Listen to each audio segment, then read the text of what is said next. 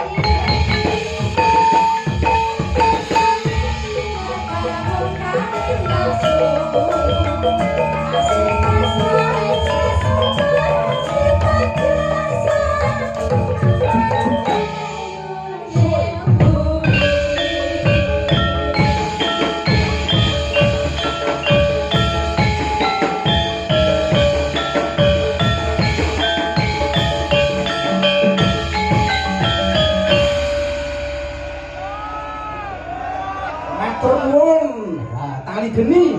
Nggih, menika ciptaanipun Ki Jungkung Darmaya. Luar biasa nggih. Menis-menis nggih. Ya. Ayo tansah muja syukur alhamdulillah ana ngersaning Gusti Maha Agung. Mugi kasugengan karaharjan, katentreman, kamulyan, kesehatan ugi tumandrupa dumateng para punden, para pisepuh, para alim ulama, para sutresna budaya luhur ingkang tansah ingurmatan ya ya. Kanthi gumala ing tekad manunggaling cipta rasa budi karsa bisa tepung runtuh golong pikir gembleng panganangan nunggah tekad padha kang sinedya ya ya. Kabeh mau karana teteping kuwasane dat kang tanpa niat dayaning rasa kang tanpa karsa. Mula manungsa kudu pratitis tegese kudu titi lan ngerti marang sangkan paraning dumadi kanggo gayuh urip kang utama ya iya iya. Dene kiniat hajat panjenengane mriku bapak nyambut ibu Sulastri iya. Ugi keluarganipun sedaya bapak nyambut.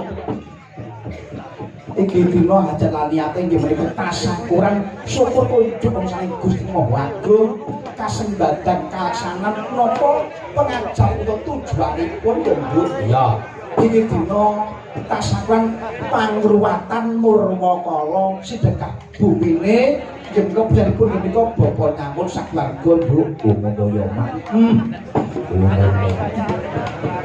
Berarti pangruwatan keluarga agung pun bapak nyambut sakeluarga ya Mak. Iya. Mugi-mugi dados keluarga ingkang dipun ridhoi dumateng Gusti Allah, keluarga ingkang sakinah mawaddah warahmah, dados keluarga ingkang kebak nikmatul iman, nikmatul Islam, lan nikmatul sehat. Allahumma amin. Mugi-mugi pamuja-pamuji awake dhewe keluarga agung dipun bapak nyambut.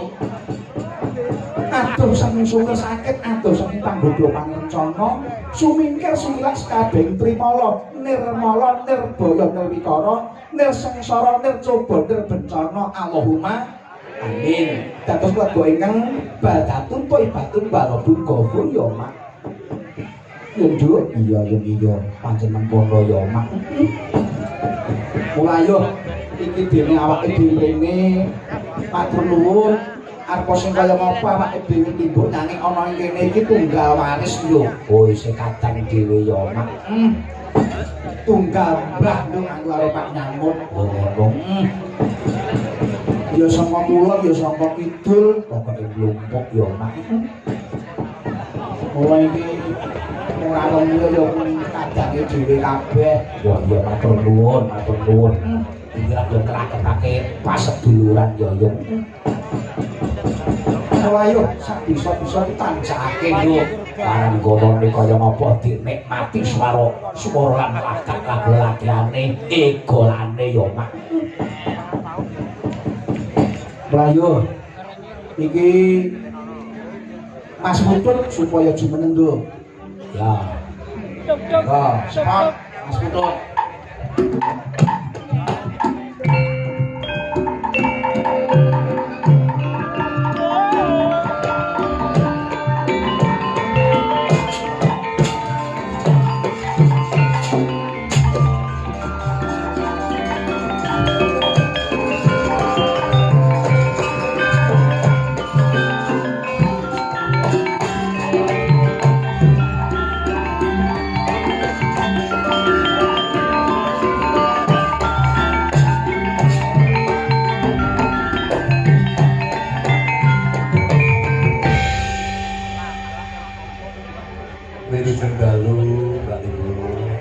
Halo Mas Putut. Pripun kawontenan sehat? Alhamdulillah, menika sami sehat sedaya Mas. Amin. Menika semanten dalem Bapak Nyamut. Ingkang dalem menika kawontenaken tasakuran pangruwatan Mas Putut. Mugi-mugi sabibaripun pangruwatan mangke panjenenganipun Bapak Nyamut sakeluarga dipun paringi sehat lan rezeki bakule pelem muga-muga ya barokah ya Mas. Oh nggih, bakul pelem nggih. Oh, bakul kondang kok. Adine nek ngerti. Oh, sampean sing mboten ngerti. Lah kok mboten duwe telem. Pun bapak enek pun bakul pelem tak nyambut pun pundi-pundi nggon niku bakal beres. Nggih, mugi-mugi niki mangke nek wanci panen tak nyambut bakulanipun tanpa lengo. Wayangan iki apa lho Mas? Umum bagi mung pelem sakpang dadi wayangan. Paling pelong loro. Nggih, mugi-mugi tengah diberkahi panjang yuswa, pitaringan rezeki kang lancar. Menika dipuntus napa? Nggih, udah dhisik kaya dagelan iki. Tapi kula nyuwun saderma Mas. Oh, oh nggih. Nggih, jajal nggih. Wah, Versi Tayub. Ayo, oh nggih. Nuwun bawanipun aku Pak Jani Pucung mawon.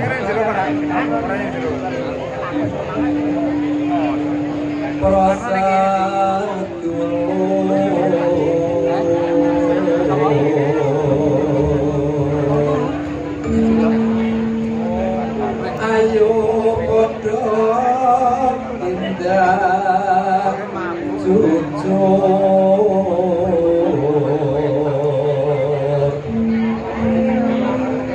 jujur dadi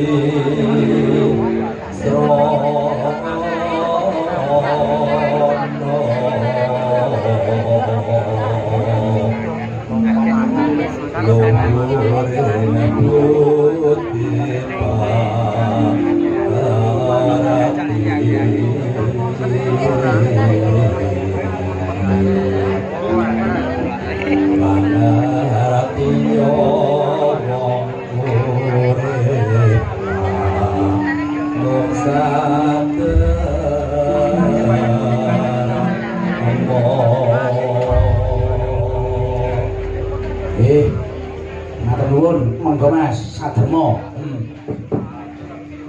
Yen sliramu padha keputus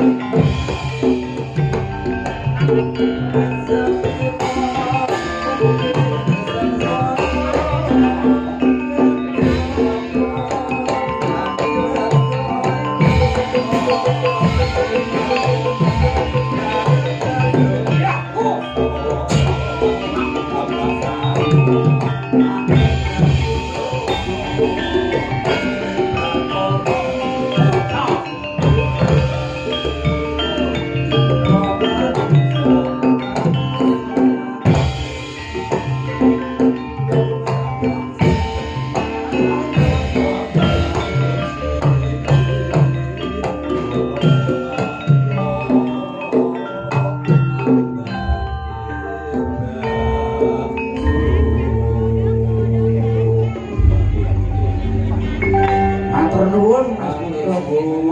Nggih. Alhamdulillah kaya ngene iki dagangan jarot. Memang tenan. Nggih, ugi boten kataluban atur dhumateng menika adi kula Mas Rudi sakeluarga, ugi Bapak Nyamut sakeluarga. Alhamdulillah rabbil alamin. Nggih. Menika wonten layang cobi kula waca. Assalamualaikum setunggalu bulimbuk nyuwun gending setunggal pepeling kaping kalih kalah weton salam kagem sedaya sesepuh ingkang wonten wingking geber lan sedaya warga Candi Sugeng mirsani. Nggih menika tetangan saking Adi Lanang Sugi. Alhamdulillah Adi Lanang mah nika mangka dana kene ta pirang-pirang taun tak goleki kangger jebul omah-omah nang kene. Ayam. Ayo nek Sugi kemahne kok yo omah-omah nang kene.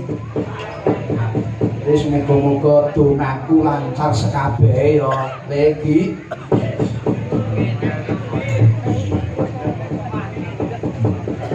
Nduk, apa yo? Coba iki pelawake dikatonake kaya ngopo garenge. Ya.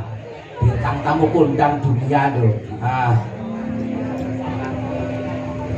Pokoknya nek orang metu gareng mongko wis ora lega ya. Nah, iki perahu layar mawon ya digawe spot perahu layar. Monggo. Nah.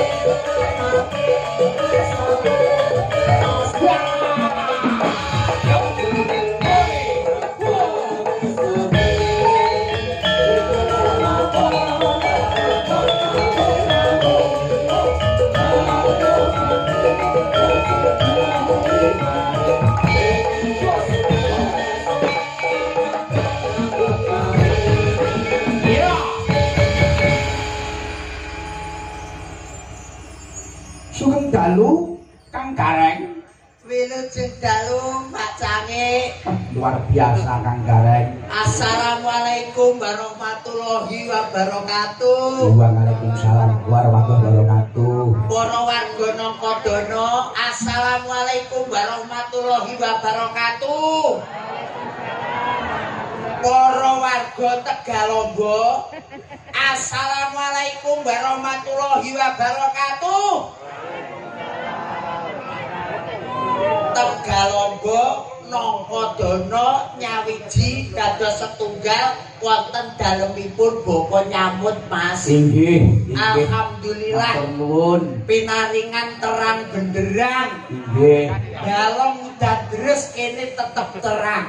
Alhamdulillah nggih Kang Gareng. Nggih, apa Niki donga sebabé? pamujinipun sedaya para pamirsa Kang Gareng. Nggih, apa sebabe Mas? Tapi apa Kang Gareng? Dagelane Gareng saka Pacitan. Mesti ora udan. Napa mlih sing ngendhange tetep benggol. Wis ta ora gelem udan isih kabeh. Udan kok kidul balik kidul. Udan kok lor balik alor. Udan kok etan balik etan. Udan kok kulon balik kulon. Kok dulur ditahan terong. Alhamdulillah barokah saged sowan tenggene dalemipun Pak Nyamut Ibu Sulastri. Iya Kang Gareng. Alhamdulillah muga-muga kula dongane keluarganipun sakinah mawaddah warahmah. Amin amin ya rabbal alamin. Penak golek sandang pangan, penak golek rejeki, berkah lan barokah, pinaringan seger waras, selamat donya, selamat akhirat. Allahumma Amin. kembali kamulyan jenenge wong syukur ki bakal tinemu nikmat, jroning wong sing syukur bakal pikantuk adab sing luwih gedhe Mas. Iya Kang Kula Gareng. dienekne wayangan, gelar kelir wayangan dalange Ki Marsudi Bawa Laksana.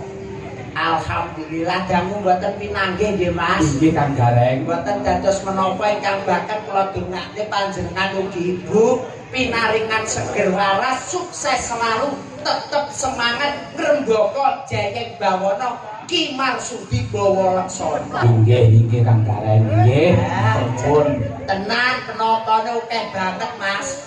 Moga iki penyanyi-penyanyine ya ayu-ayu, penyanyine ya cantik-cantik, audio sound sisteme ya kepenak. Pahargyane ya ora nguciwani teko dok wis diwehi kopi, bablas enek teh, soto, rawon, Ayo ompet yo Kang Gareng. sate. Ayo, yo. Tuku dhewe. Alhamdulillah entek-entekan. Wah, wong ayo mbah nyamut apa ya kuat to kabeh wong njaluk soto digawe soto, njaluk rendang ya diwehi rendang. Urung sida tasakuran malah entek-entekan. Paling mboten niki sedaya napa amal ingkang leres beliau panjenenganipun Rama Nyamut menika sedaya hak ingkang halal, hak ingkang leres, hak ingkang saestu saking jiwa raganipun panjenenganipun beliau Bapak Nyamut ikhlas lillahi taala bengi iki ngenekne wayangan hibur para warga Nangkadana ugi para warga Tegalombo. Iya pancene kono Kang Gareng. Lho, wah jatah Berkah tenan Kang Gareng, Bapak Nggih. nyambut karo pos iki yo bakul pelem kondang Kang Gareng. Dakul pelem kok aku. Nek lek nunggu daerah tahunan mulai yo ora kok. Jare pelem dhuwur, pelem desa ki jare enek cacate. Ning nggih nuwun sewu Mas. Nggih. Wong jenenge pedagang paribasane nggih napa niku usaha sing penting niku halal. Pancen ngono Kang Gareng. Nggih, kula teng mriki nggih conto-contone utawa tanda-tandane nggih tetep pelem. Iya. Nggih, nek ketoke kok dipak separo gara-gara nanggap wayang. Nggih, pelem iki saiki larang lho Mas. Pancen ngono Kang Nggih, Gareng. apa meneh sing jenenge pelem mana lagi. Iki ya jenenge ngangeni kaya peleme Bu Nyamut. Iyo. Tenan jenengan pirsa kali peleme Bu Nyamut. Peleme Bu Nyamut ki tenan sekilo 30.000.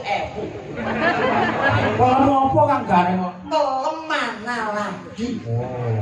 Dadine esuk dipangan mana lagi. Jam 10 dipangan mana lagi. Jam 12 bengi dipangan. Boyoke kumat. Pak Nyamut kok nuwun sewu, Pak Nyamut niku priyayi kang luar biasa. Blater aruan semanak ya Kang Gareng. Semangat luar biasa, tanggung jawab keluarga, tanggung jawab rezeki. Yen wis duwe bojo, gawe omah, gawe usaha sing luar biasa. Terus dadi bakul ora ana cacat cirine ya Kang Gareng. Boten enten. Iya. Ketok arep ngapusi ya mlipir kok. Niku nggih juruse bakul kan nggih wonten niku to Mas. Nggih Kang Ada Gareng. pedagang, ada pembeli. Wonten enek dol enek tuku niku Mas. Nggih sing bakal niku sedaya pawon usaha mugi-mugi dipalilai dening Gusti Kang Maha Agung. Menika kathah rezeki panjang yuswa. Ya panjang ngono Kang Gareng. Nggih. Jan matur nuwun Kang Gareng. Nggih. Sedaya para niki wau ingkang peparing Leres lumantar Raden Raden ya padha sengkut gubregut Karang Taruna luar Karang biasa. Taruna. Nggih, jalan raya ditutup total. Niki wau Nggih, nyambut gawe jenenge bakul ke 7 kilo wis dimulai Mas. iya. Kula mulai tempeken condong iku wiwit taun 1925 pagelaran seni teng mriki. Awit taun 1920 enek kono wis enek bakul. Lah nggih. Lah iya. Lah ya sangka kono to lekose teko kene. Oh iya, alhamdulillah, barokah Mas. Matur nuwun nek wau dipun sembadani para sinoman leladi-leladi ingkang jan paling jegek Kang Gareng. Nggih. Nek wau dipangarsani dening Pak Petik. Pak Petik ta? Wah, jangka petik dulure dimpil. Koncone kucing. Terus kisut. Bedet. Apal kene bola tote kok. Lha, kaya mana iki dereng jangkep lek mboten Mbah Kadiri.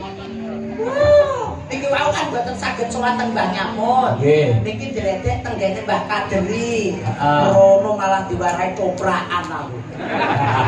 Alhamdulillah diomongi Mas, jenengan nuwun sewu. Pancitan nggih, alhamdulillah tunggal profesi. Kula nggih tukang koprak, alhamdulillah nggih para ban niku nggih teng kula nggih kula pacar sedaya. Mbah Kadri lho niku. Nggih, tur kathah sedulur kula Kang Gareng. Ijih, Kaya leres. sore sudi kuwi ya adi kulanang bae padha Kang Gareng. Nggih tulis Mane dadi nggih. RT ning kene Kang. RT, alhamdulillah. Tenan kaya, wah jan Pak RT ki tanggung jawabe tenan. Ya. Wong lanang jam 7 nyuh iki dicekel, Mas. Pak Sugih niku lho nuwun sewu, Mas. Mas Sugih niku nuwun sewu. Tanggung jawabe dhuwur banget. Tanggung jawab piye Kang? Lho lho, jam 7 bengi wong lanang metu nyuh iki dicekel, Mas. Loh, dicekel Kang. Nggih. Lah kok iso dicekel? Yo blablek kabeh ra ora. Kaya eneng lho ya. Muga-muga tugasnya seorang RT.